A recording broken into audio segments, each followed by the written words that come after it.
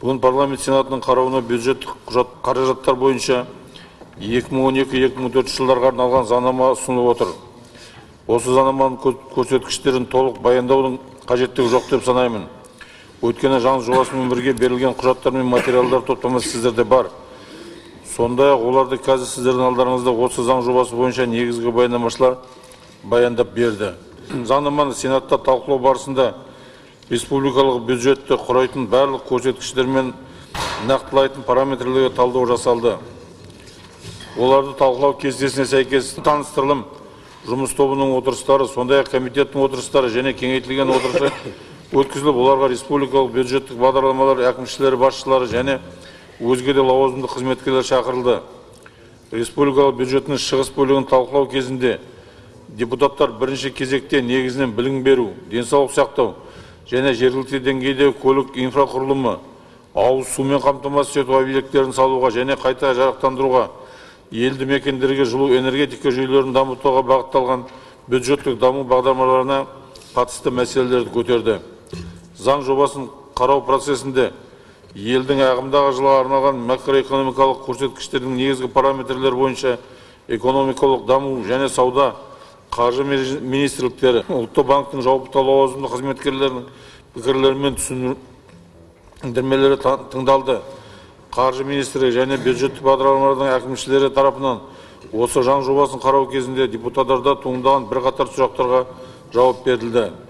Құрметті депутаттар, бюджет бойынша заң жобасын талқылау барысында депутаттар мен комитеттердің ескертулері мен ұсыныстары ескеріле отырып, мәжіліс мақұлдаған заң жобасына мынандай негізгі бағыттар бойынша: біріншіден, елді мекендерді сумен жабдықтау жүйесін, білім беру, денсаулық сақтау, жолаушылар тасымалдау, субсидиялау, балапан бағдарламасын іске асыру мақсатында мектепке дейінгі білім беру ұйымдарында мемлекеттік білім беру тапсырысын іске асыру мәселелерін шешу мақсатында өзгерістер мен толықтырулар енгізу қажеттілігі туындады. Өздеріңіз білесіздер, 2011 жылғы 28 қазанда қаржы және бюджет комитетінің кеңейтілген отырысында жалпы сомасы 248 миллиард теңгеден астам қосымша қаржыларды бөлу жөнінде өзгерістер мен толықтырулардың енгізу бойынша депутаттар мен комитеттерден түскен 166 ұсыныстар қаралды. Нәтижесінде үкіметтің қосымша іздестіріліп табылған 25 миллиард 600 миллион теңге сомасында қаражат депутаттар мен комитеттер ұсыныстарына сәйкес бөлінді.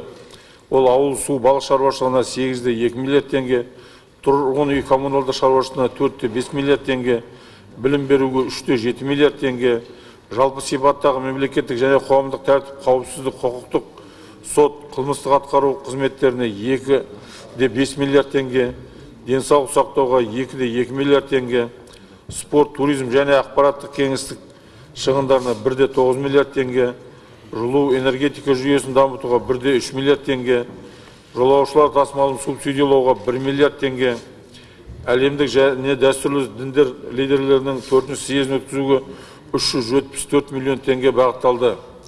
Сенат депутаттары мен комитеттердің барлық ұсыныстары сіздердің қарауыңызға ұсынылып отырған салыстырма кестеде жинақталған.